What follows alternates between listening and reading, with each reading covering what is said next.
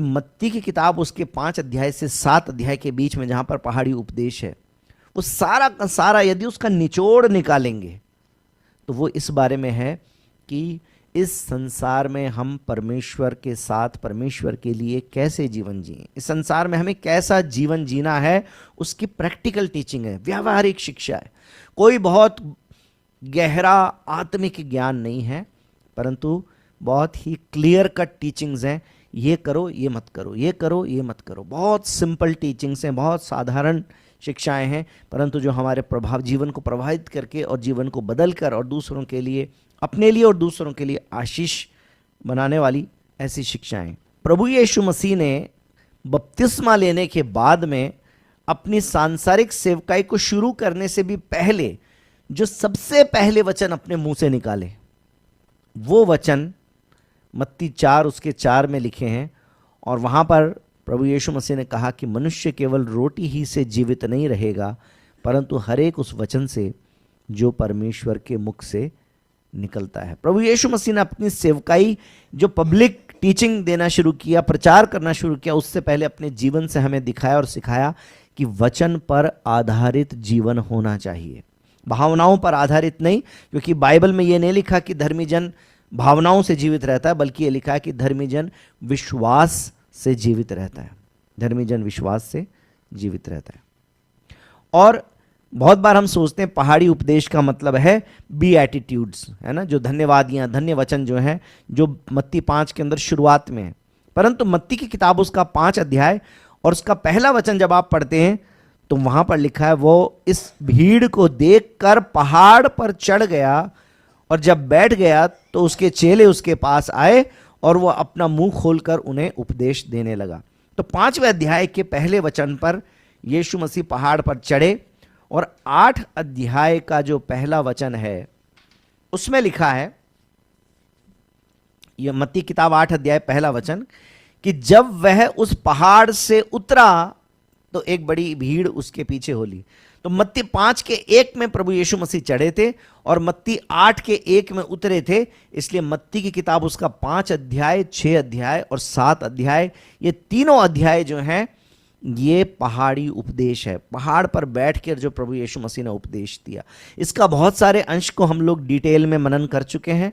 बहुत सारी बातों को हम आने वाले वर्ष में अलग अलग समयों पर मनन करते रहेंगे, लेकिन आज अपने रिफ्लेक्शन के लिए, आज अपने मनन के लिए मैं इस पूरे अंश को मत्ती 5, 6 और 7 को निचोड़ के रूप में आपके सामने रखना चाहता हूं, क्योंकि अल्टीमेटली आत्मिक जीवन होता क्या है वो इन 3 अध्यायों में लिखा हुआ है। और अगर उसको एक लाइन में बोला जाए तो वो ये है कि वचन के अनुसार आज्ञाकारिता में एक व्यवहारिक जीवन जीना। बहुत ऊंची ऊंची आवाज में जय जयकार करके गाना ये भी नहीं है। गाते बजाते जाएंगे हम, सही बात है, हमारे जीवन में आनंद है, हम गाते बजाते जाएंगे, परंतु गाना बजाना ये भी नहीं है। बहुत बड़े बड़े संदेश देना, बड़ी सेवकाई खड़ी कर लेना ये भी नहीं है, परंतु ये है कि दिन प्रतिदिन का जीवन परमेश्वर के साथ जीना, परमेश्वर की संतान के रूप में व्यवहारिक जीवन जीना, परमेश्वर के भय में जीवन जीना, परमेश्वर की आज्ञाओं में जीवन जीना, ये जरूरी है। जब आप परमेश्वर के लिए जीने लगेंगे तो स्वतः ही आपके जीवन से परमेश्वर दूसरों को दिखने लगेगा, आपकी गवाही अपने आप लोगों के सामने प्रकट होने लगेगी और उससे परमेश्वर की महिमा होने लगेगी और फिर आप बहुतों के लिए आशीष का कारण बनते जाएंगे, आप परमेश्वर की सेवा कर सकेंगे। बोलो यीशु मसीह की जय। तो आज 6 बातें, अरे तो 5 ही हो गए, 6 बातें आपके सामने रखूंगा। 6 टुकड़ों में इन 3 अध्यायों को तोड़ के आपके साथ रखूंगा। सबसे पहला जो अंश है वो मत्ती की किताब उसका 5 अध्याय और उसके 1 वचन से लेकर और 12 वचन तक लिखा है, जहां पर प्रभु यीशु मसीह जब उपदेश करने बैठे तो सबसे पहली बात जो प्रभु यीशु मसीह ने सिखाई वो थी धन्यवादियां। असल में ये धन्यवादियां क्या है? यहां पर 2 तरह के लोगों का जिक्र है। एक वो व्यक्ति जो धन्य है, और यदि हम उसका उल्टा भी समझते चलें, जैसे मैंने बीते दिनों में एक संदेश दिया था, तो मैंने मत्ती 5:22 में जो आत्मा का फल है वो बताया था, और उसके साथ साथ में ये मनन किया था कि यदि ये फल नहीं है तो इसका उल्टा क्या होता है।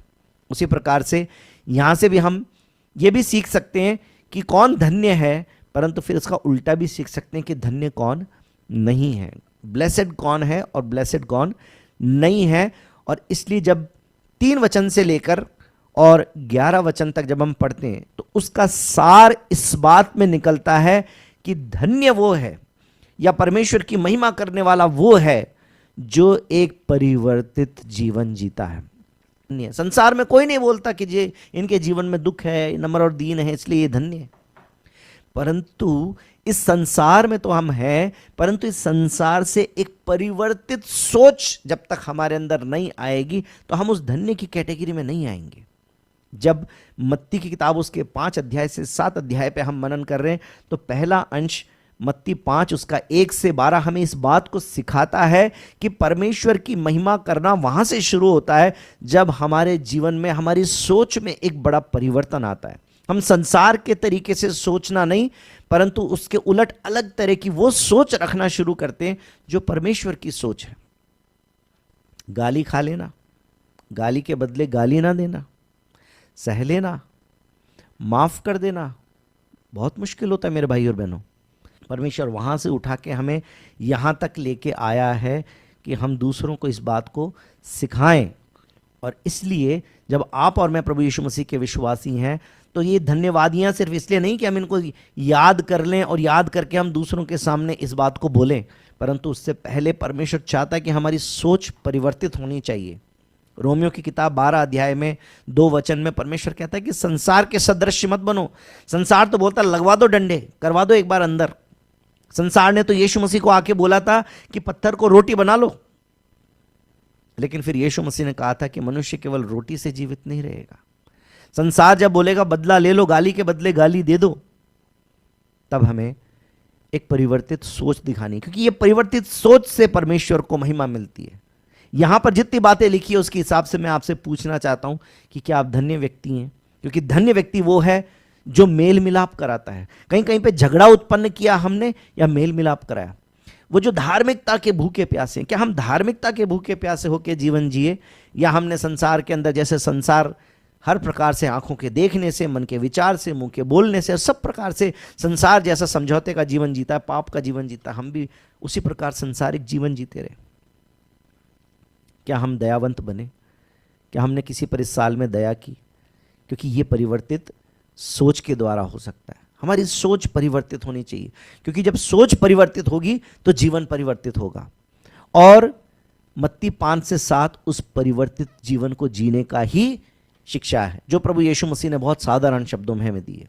पहली बात, मत्ती की किताब 5 अध्याय 1 से 12 तक परिवर्तित सोच के बारे में।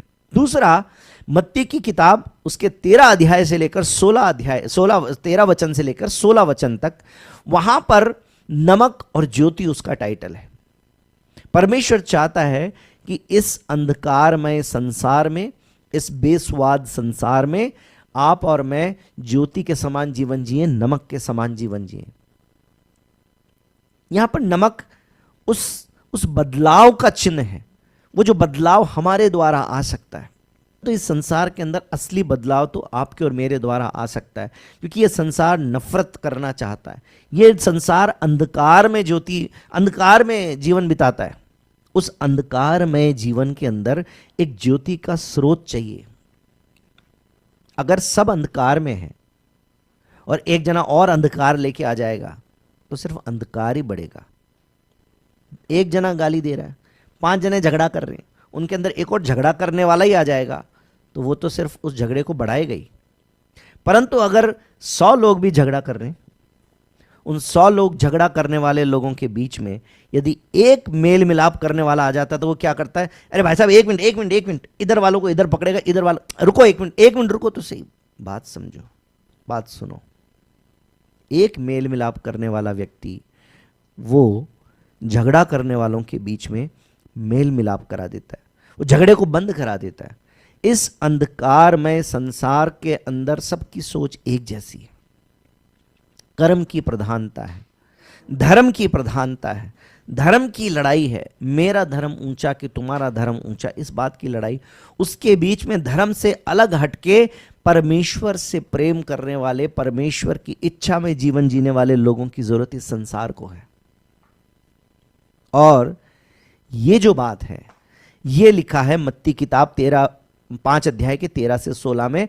परमेश्वर अपने विश्वासियों से प्रैक्टिकल तौर पे चाहता है कि हम अंधकार में एक ज्योति के समान जीवन जिएं और इस बेस्वाद संसार के अंदर एक स्वाद बदलने वाला जीवन जिएं। सवाल फिर से वही है कि क्या इस संसार में हम किसी प्रकार से थोड़ा सा नमक बने? क्या इस संसार में, अपने समाज में, अपने रिश्तेदारों के बीच में कहीं हम थोड़ी सी ज्योति बने? क्योंकि परमेश्वर के महिमा करना चाहते हैं। इस साल के शुरुआत में परमेश्वर ने हमसे बोला था, हमने परमेश्वर से वायदा किया था, क्योंकि परमेश्वर ने कहा कि परमेश्वर की महिमा करने का वर्ष है। और हमने कहा था कि मेरे जीवन से यीशु तेरा नाम जलाल पाता रहे।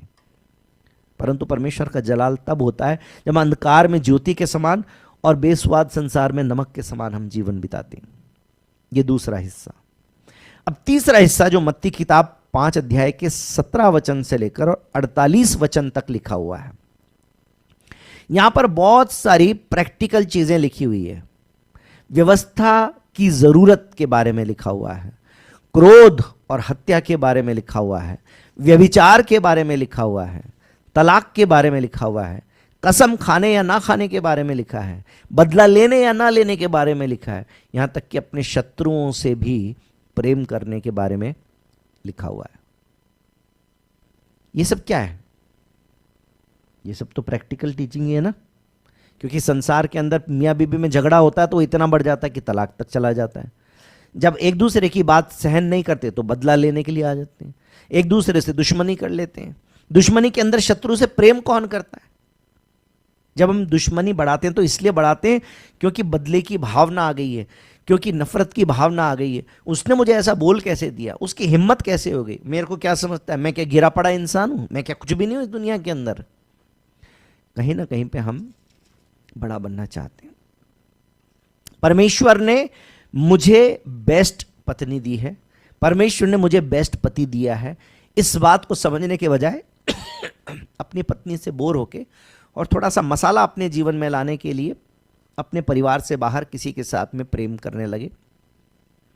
पति जो है अपनी पत्नी को छोड़कर किसी दूसरी स्त्री से प्रेम या दोस्ती कर रहा है, या स्त्री अपने पति को छोड़कर किसी दूसरे व्यक्ति से प्रेम या दोस्ती कर रही है। ये व्यभिचार है। और परमेश्वर कहता है कि व्यभिचार नहीं करना, क्रोध नहीं करना, नफरत नहीं करना, हत्या नहीं करनी।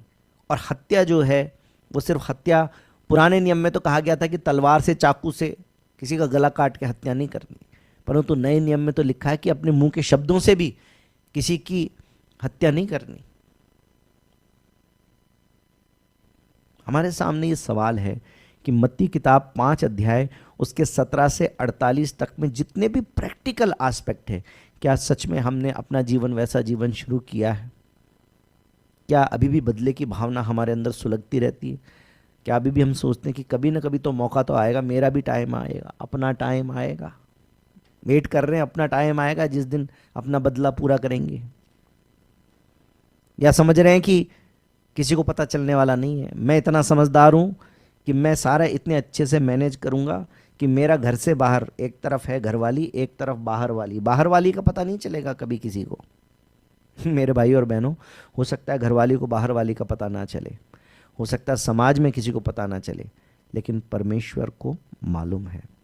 और जब हम व्यभिचार करते हैं तो अपनी पत्नी और अपने पति के प्रति एक बेवफाई करने से भी पहले हम परमेश्वर के साथ में बेवफाई कर रहे होते हैं, क्योंकि परमेश्वर ने हमें वो पत्नी के रूप में स्त्री दी है या पति के रूप में वो व्यक्ति दिया है। जब हम उसके प्रति बेवफाई करते हैं तो हम पहले परमेश्वर के प्रति बेवफाई कर रहे होते हैं।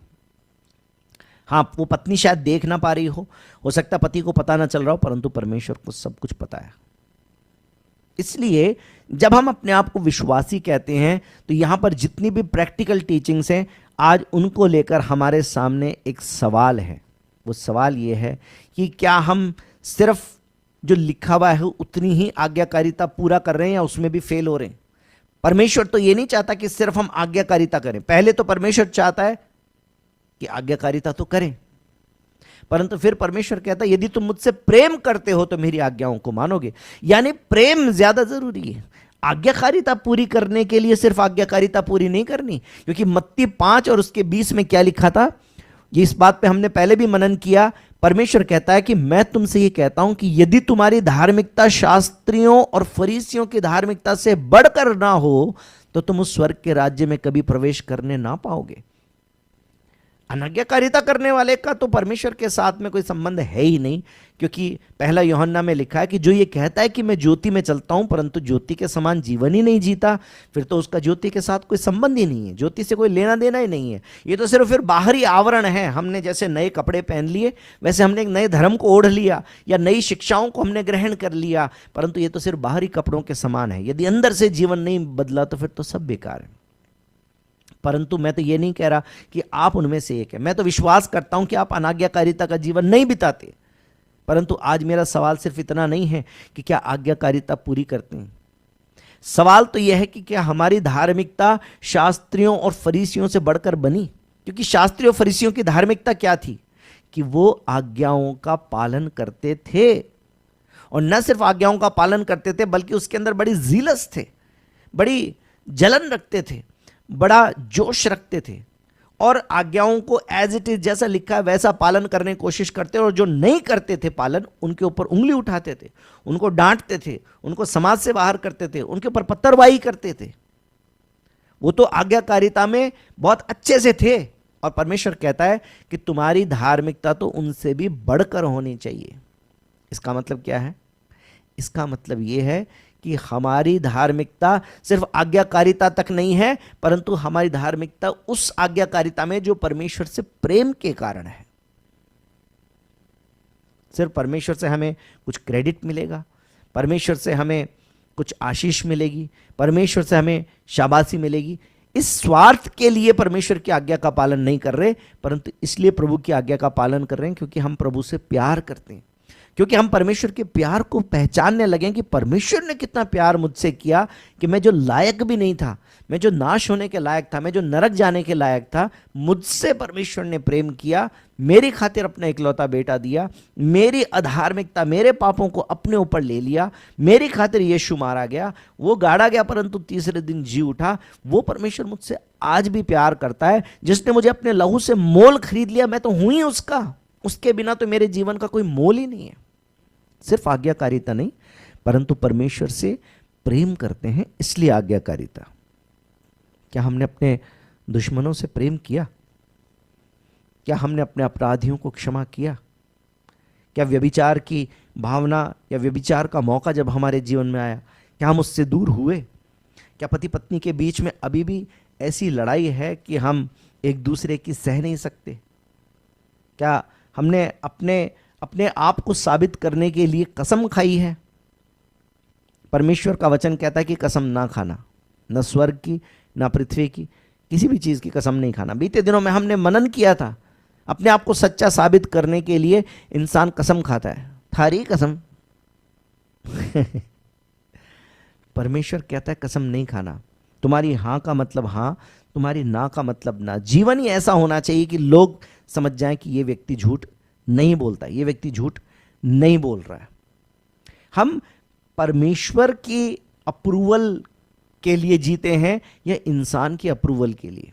इसका मतलब क्या? अप्रूवल का मतलब है कि क्या हमें इंसान से वाहवाही चाहिए या हमें परमेश्वर से वाहवाही चाहिए?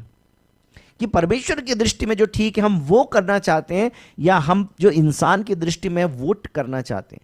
बीते दिनों में मैंने आपको बताया था ना, पश्चाताप भी ऐसा एक पश्चाताप भी होता है जो इंसान की नजर में पश्चाताप है, ताकि लोग मुझे ठीक समझे, लोग मुझे गलत ना समझें। वो पश्चाताप एक स्वार्थी पश्चाताप भी है तो परमेश्वर को, परंतु इसलिए कि दंड ना मिल जाए, मेरी आशीषें ना खो जाएं।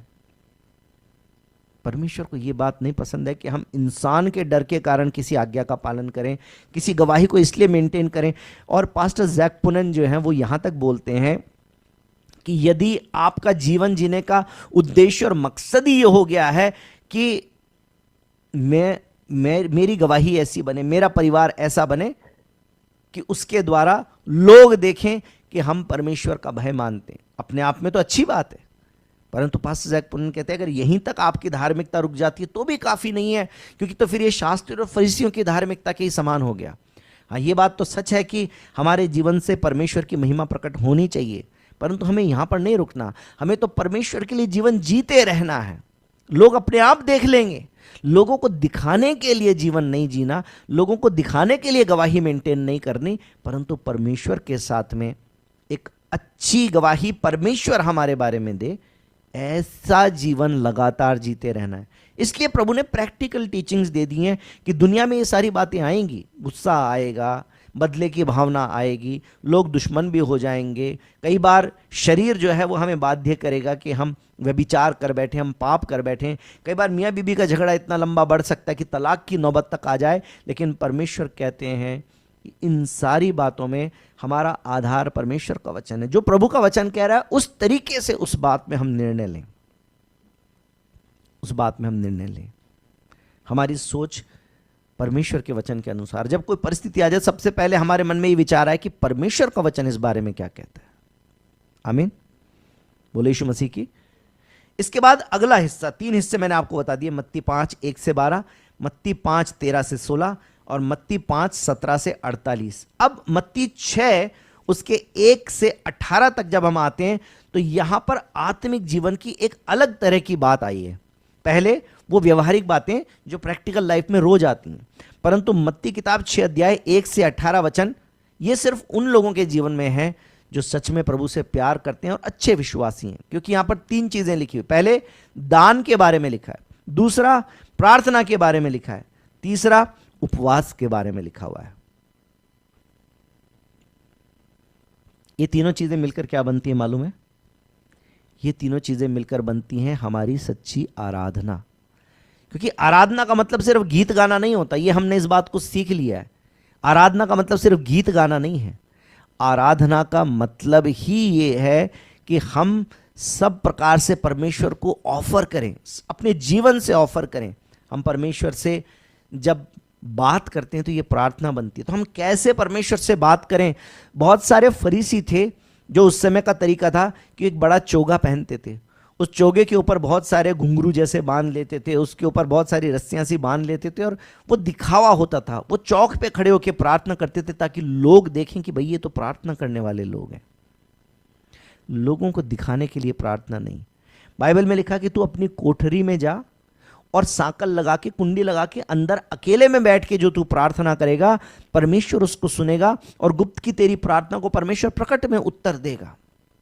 जब दान करते हैं तो लोगों को बता बता के नहीं, पार्कों में बेंच लगवा दी, ब्रिजेश चौरटिया जी की तरफ से सप्रेम भेंट, अनाथालय के अंदर एक कमरा बनवा दिया, मंदिर में धर्मशाला में एक कमरा बनवा दिया, उस पर लिखवा दिया बड़ा बड़ा श्री राम स्वरूप, स्वर्गीय श्री राम स्वरूप चौरटिया जी की याद में ब्रिजेश चौरटिया जी की तरफ से स्मृति भेंट।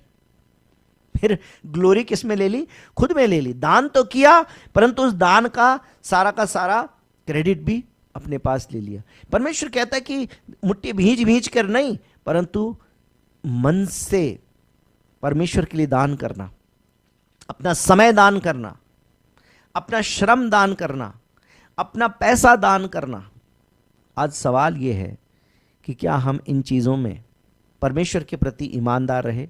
जब हमने उपवास किया तो उपवास ये नहीं है कि बस खाना छोड़ दिया, परंतु उपवास ये है कि क्या मैं परमेश्वर की नज़दीकी में चला, क्या मैं पाप से दूर रहा, क्या मैंने धार्मिकता के जीवन को ग्रहण किया, क्या मैंने विचारों की शुद्धता के ऊपर जोर डाला, क्या मेरे जीवन में मैंने बदलाव किया, क्या जिनको माफ़ करना चाहिए था उनको मैंने माफ़ किया, क्या जिनसे माफ़ी मांगनी चाहिए मैंने माफ़ी मांगी, क्या जिनका सह लेना चाहिए उसका मैंने सह लिया, क्या जिसको माफ़ कर, जिस पर दया करनी चाहिए क्या मैंने उस पर दया करी। हिपोक्रेसी, दिखावा ये नहीं हो बल्कि एक ट्रांसपेरेंसी हो। ये परमेश्वर का वचन मत्ती किताब 6 अध्याय और 1 से लेकर 18 वचन के बीच में सिखाता है कि सच्ची आराधना ये है। जो हम परमेश्वर के लिए ऑफर करेंगे वो ये है कि हम परमेश्वर का अप्रूवल चाहें, लोगों के सामने हम दिखावा ना करें परंतु परमेश्वर का अप्रूवल चाहें। अच्छी आराधना करना, अच्छा गीत गाना बुरी बात नहीं है। अच्छा म्यूजिक बजा करके और अच्छे सुर में परमेश्वर के लिए गाएं, प्रभु का धन्यवाद हो कि हम एक अच्छी भेंट परमेश्वर को देना चाहते हैं। परंतु जब गा रहे हैं उस समय पर हमारी सोच या तो ये हो सकती है कि संसार के लोग इसको देखें, वाह करें, अरे वाह भाई क्या गाया है, क्या बजाया है, या फिर ये कि परमेश्वर को ये पसंद आया है। बजाते टाइम भी हमारी एक सोच हो सकती है। यदि बजाते टाइम सोचिए कि दुनिया के लोग वाह वाही कर बैठे, भाई मजा ही आ गया, आज तो क्या क्रिसमस का प्रोग्राम किया, यदि सारी ग्लोरी हमको मिल गई तो फिर परमेश्वर को ग्लोरी नहीं मिल रही है। यदि प्रतिफल हमने संसार के लोगों से ले लिया तो परमेश्वर से प्रतिफल नहीं मिलेगा। सच्ची आराधना तो तब है कि संसार से कुछ पाने की इच्छा नहीं है, परंतु फिर भी परमेश्वर को हम देना चाहते हैं। कोई हिपोक्रेसी नहीं, कोई दिखावा नहीं, परंतु परमेश्वर के साथ में पूरी ट्रांसपेरेंसी। और मैं आपको सच बताऊं, ये वर्शिप जो है हमेशा प्राइवेट होती है, ये पर्सनल होती है। व्यक्तिगत रूप से यदि आप परमेश्वर के लिए गीत नहीं गाते हैं तो आप सभाओं में कितनी भी ऊंची आवाज में जय जयकार करके गाइए, ताली बजा के गाइए, झंडा हिला के गाइए, उससे कोई फायदा नहीं है। व्यक्तिगत रूप से आराधना इस संसार में आपने इस बीते साल में की या नहीं की, व्यक्तिगत रूप से प्रार्थना की या नहीं की। आप प्रेयर मीटिंग में आते हैं, बाइबल स्टडी में आते हैं, प्रभु का धन्यवाद हो, लेकिन व्यक्तिगत रूप से बैठे प्रार्थना की या नहीं की। क्योंकि व्यक्तिगत रूप से जब हम इन कामों को करते हैं तब जो प्रकट में करते हैं उसके द्वारा परमेश्वर की महिमा होती है। परमेश्वर की महिमा, हमने बोल तो दिया कि मेरे जीवन से यीशु तेरा नाम जलाल पाए, परंतु हमने जो बहुत सारे टुकड़ों में जिन बातों को सीखा, क्या उन बातों को किया या नहीं किया? नहीं किया तो इतना सारा वचन सुनना, संगति करना, ये सब बेकार है, कोई फायदा नहीं, ये सब दिखावा है, ढोंग है, ढकोसला है। लेकिन सच्चाई तब है तब जब हमने जो सीखा उसके हिसाब से परमेश्वर के लिए जीना शुरू कर दिया। पांचवा हिस्सा जो है मत्ती की किताब, उसके 6 अध्याय और उसके 19 वचन से लेकर और 34 वचन तक, यानी कि बाकी का सारा हमारा जो 6 अध्याय का हिस्सा है, इसके अंदर जो मुख्य बात निकल कर आती है वो है परमेश्वर पर भरोसा रखना, उस स्वर्गीय धन को इकट्ठा करना।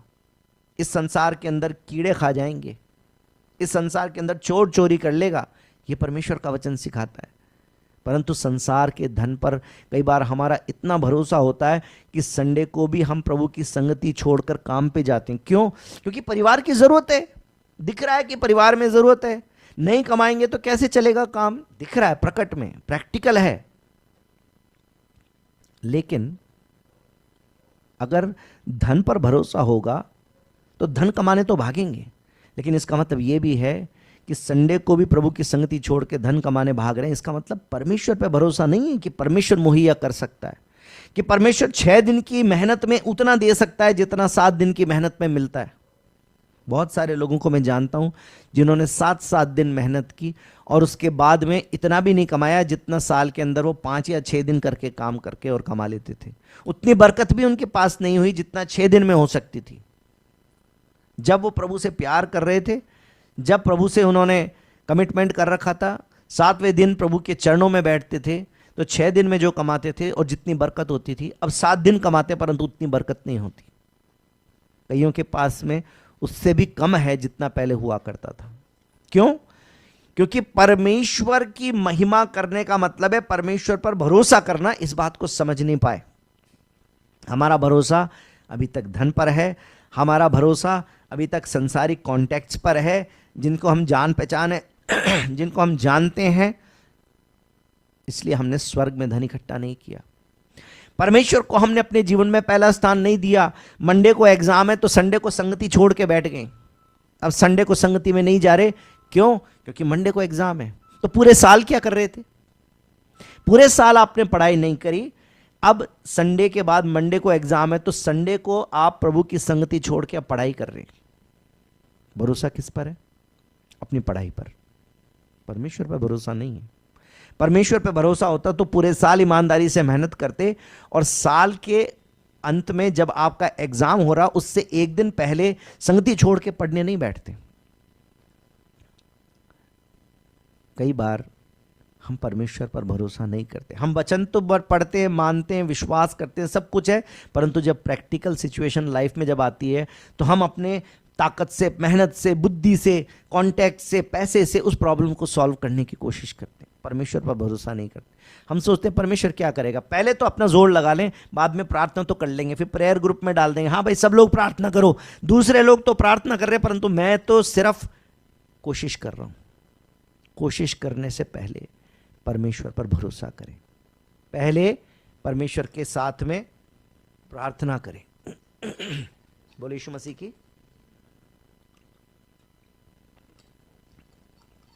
इससे अगला हिस्सा मत्ती की किताब 7 अध्याय उसके 24 वचन से लेकर और 27 वचन तक। वैसे तो पहले वचन से लेकर फिर से बहुत सारी प्रैक्टिकल बातें प्रभु ने सिखाना शुरू कर दिया। दोष मत लगाओ तो तुम पर भी दोष नहीं लगाया जाएगा। यानी दूसरों में दोष नहीं खोजना, दूसरों में कमी नहीं खोजना, परंतु दूसरों में कुछ न कुछ तो अच्छा ही खोजना है। मेरे भाई और बहनों, इस दुनिया में चाहे वो विश्वासी हो या ना हो, हर एक व्यक्ति में कुछ तो अच्छाई है और कुछ तो बुराई है। चाहे वो विश्वासी भी क्यों ना हो, कुछ ना कुछ तो अच्छाई मिलेगी और कुछ ना कुछ कमी भी ढूंढना चाहेंगे तो कमी ढूंढ सकते हैं। अगर आप मेरे अंदर कमी ढूंढना चाहेंगे तो मैं आपको गारंटी दे सकता हूं कि मैं कमियों का पुतला नजर आऊंगा। परंतु आप मेरे अंदर अच्छाई खोजना चाहेंगे तो कुछ अच्छाइयां आप मेरे अंदर खोज सकते हैं। उन अच्छाइयों के लिए आप मेरी तारीफ कर सकते हैं, आप मुझसे प्रेम कर सकते हैं, बजाय इसके कि मेरी कमियों के कारण आप मुझसे नफरत करें, मुझसे दूरी बनाएं, मुझ पर दोष लगाएं। दोष लगाना शैतान का काम है। बाइबल में शैतान का एक दूसरा नाम ही है द एक्यूजर, यानी दोष लगाने वाला। और सोचिए हम कितनी बार एक दूसरे पर दोष लगाते हैं। भाई भाई पर दोष लगाता है, आदमी अपनी बीवी पर दोष लगाता है, बीवी अपने आदमी पर दोष लगाती है, सास बहू पर दोष लगा रही है, बहू सास पर दोष लगा रही है, हम एक दूसरे पर दोष लगा रहे हैं। हम विश्वासी हैं। परमेश्वर का वचन कहता है दूसरे पर दोष मत लगाओ। हर एक व्यक्ति यदि अपनी गलती को देखकर और अपनी गलती ठीक करना शुरू कर दे, बहुत सारी प्रॉब्लम वैसे ही ठीक हो सकती है। मत्ती किताब 7 अध्याय के अंदर बहुत सारी प्रैक्टिकल शिक्षाएं फिर से लिखी हैं कि विश्वास से मांगो तो तुम्हें मिलेगा। हमें उस सकरे मार्ग पर चलना है। और फिर परमेश्वर का वचन यहां तक बोलता है, जैसा पेड़ वैसा फल। जैसे मैंने कहा था, जैसे ईश्वर वैसे लोग। जिस तरह के ईश्वर को हम मानते हैं हम वैसे बनते हैं। यदि हमारा परमेश्वर प्रेम करने वाला परमेश्वर तो हम प्रेम करने वाले बनेंगे। परंतु यदि हमारा परमेश्वर बदला लेने वाला तो हम भी बदला लेने में बैठे रहेंगे। हमारा परमेश्वर नफरत करने वाला तो हम भी नफरत करने वाले बनेंगे। परंतु संसार तो हो सकता है एक ऐसे ईश्वर के पीछे चलता है जो बदले की भावना रखता है, जो दोष लगाता है, जो तुरंत से दंड देता है। परंतु हमारा परमेश्वर तो अनुग्रहकारी है। फिर हम दूसरों पर अनुग्रह क्यों ना करें? हमारे जीवन में परमेश्वर की सच्चाइयां नहीं होंगी तो यहां पर परमेश्वर का वचन हमको सिखाता है कि तुम उनके फलों से उनको पहचान लोगे। संसार के लोग जब हमको देखें तो कौन सा फल हमारे अंदर देखते हैं? मैं इस बात के लिए आपसे सवाल पूछना चाहता हूं।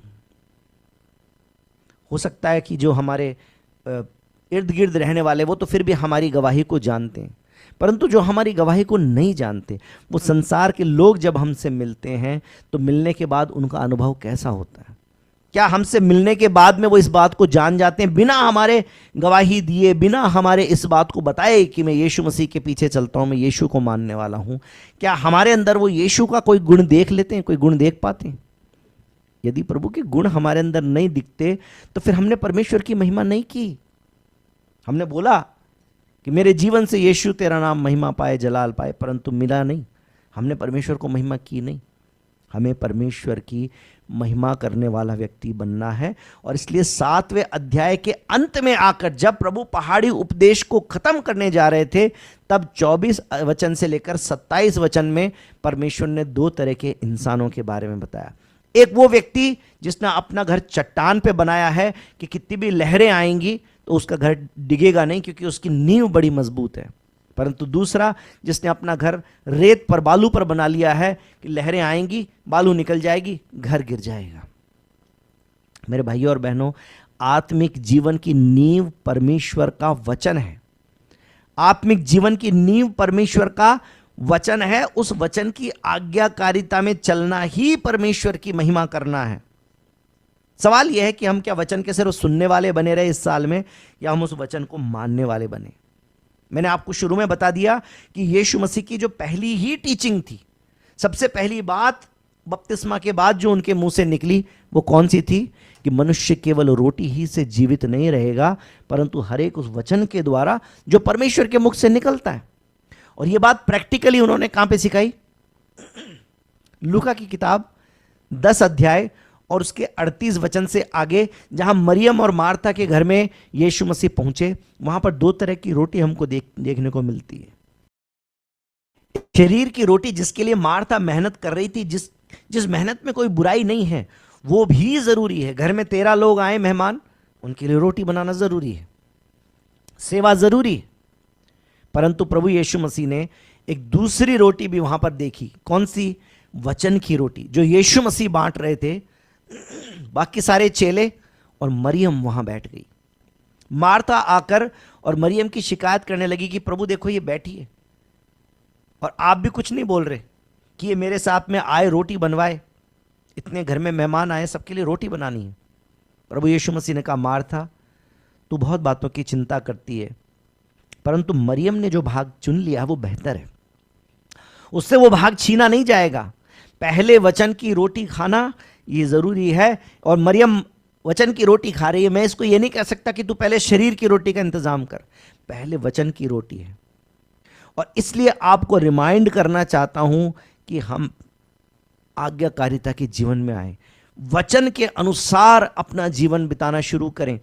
परमेश्वर का वचन प्रैक्टिकल है, हमें सिखाता है। और यदि हम बुद्धिमान लोग हैं तो हम चट्टान पर घर बनाएंगे, और चट्टान पर घर वो है, वो जीवन जो वचन पर आधारित जीवन है। 2024 में हमने कितना परमेश्वर के वचन पर आधारित जीवन जिया, इस बात को हम स्वयं जांचें। परंतु आज वो समय है जब मैं आपको याद दिलाना चाहता हूं कि परमेश्वर के लिए जीवन जीने का अर्थ अपने आप ही यह है कि आपके जीवन से यीशु दिखने लगेगा, परमेश्वर की महिमा स्वतः ही प्रकट होने लगेगी, और फिर संसार जो है वो अपने आप आपके अंदर यीशु मसीह को देखेगा और पूछेगा, तो फिर आपको मुंह खोलकर परमेश्वर के बारे में बोलने का, यानी परमेश्वर की सेवा करने का मौका भी मिल जाएगा। वायदा तो किया था कि मेरे जीवन से यीशु तेरा नाम जलाल पाए, परंतु वो वायदा पूरा नहीं किया। तो आज परमेश्वर के सामने कन्फेस करें, इस बात को मान ले कि हाँ प्रभु, मैं फेल हुआ 2024 में। मैं प्रभु आपकी महिमा नहीं कर सका, मैं अपने स्वभाव से नहीं कर सका, मैं अपनी बोली से नहीं कर सका, मैं आपके वचनों से नहीं कर सका, मैं अपने कर्मों से नहीं कर सका। मान लें इस बात को। दूसरी बात याद रखें कि परमेश्वर का अनुग्रह काफी है। 2025 में आप इस बात को कर सकेंगे, परमेश्वर की तरफ से कोई रोक टोक नहीं है। यदि आप परमेश्वर के सामने इस बात को मान लेंगे तो परमेश्वर आपको इनफ ग्रेस देगा, वो कृपा देगा, वो अनुग्रह देगा कि आप 2025 में उस परमेश्वर की महिमा कर सकते हैं। आज सुबह भी मैंने इस बात को बोला था और आपके सामने बोलना चाहता हूं कि साल दर साल जब हम ये बात बोलते हैं कि ये परमेश्वर की महिमा करने का वर्ष है, ये परमेश्वर के साथ चलने का वर्ष है, ये जैसा परमेश्वर चाहता है वैसा बनने का वर्ष है, इसका मतलब ये नहीं कि वो उस साल के लिए था, परंतु जो एक बार हमारे जीवन में परमेश्वर ने दे दिया, अब उस साल दर साल ये उसी साल उस बात को करते रहने का वर्ष है, और हम अपनी सामर्थ्य से नहीं कर सकते। इसलिए हमें पवित्र आत्मा की जरूरत है, और परमेश्वर पवित्र आत्मा देना चाहता है। उसने कहा कि यदि तुम बुरे मनुष्य होकर भी अपने बच्चों को भली वस्तुएं देना जानते हो, तो परमेश्वर तुम्हारे मांगने पर पवित्र आत्मा क्यों नहीं देगा। फिलिपियों 4 और उसके 9 में वहां पर पौलुस इस प्रकार से बोलता है, जो बातें तुमने मुझसे सीखी और ग्रहण की और सुनी और मुझ में देखी, उन्हीं का पालन किया करो, तब परमेश्वर जो शांति का सोता है तुम्हारे साथ रहेगा। जो हमने सुना और सीखा और ग्रहण किया है, अब उसको पालन करने का भी समय है। परमेश्वर के साथ में उन बातों को पालन करते हुए चलना है। सिर्फ 2 वचन अंत में पढ़वाऊंगा और आज के वचन को क्लोज करूंगा। इब्रानियों की किताब 10 अध्याय और उसका 23 वचन। आओ हम अपनी आशा के अंगीकार को दृढ़ता से थामे रहें, क्योंकि जिसने प्रतिज्ञा की है वो सच्चा है। वो परमेश्वर जिसने हमसे प्रतिज्ञा की है वो सच्चा परमेश्वर है, और इसलिए यदि हम उस परमेश्वर के पास लौट कर जाएंगे तो वो परमेश्वर अब भी हमको अनुग्रह देगा। जो हम 2024 में नहीं कर सके वो 2025 में हम कर सकेंगे। और 2025 के लिए जो हमारे लिए नए वायदे का वचन है वो है यूहन्ना की किताब 7 अध्याय 38 वचन। वहां पर लिखा है कि जो मुझ पर विश्वास करेगा, जैसा पवित्र शास्त्र में आया है, उसके हृदय में से जीवन के जल की नदियां बह निकलेंगी। 2025 दूसरों के लिए आशीष का कारण बनने का, दूसरों के लिए आशीष बनने का वर्ष है। आमीन। बोलो यीशु मसीह की जय। आइए आंखों को बंद करेंगे, प्रार्थना करेंगे।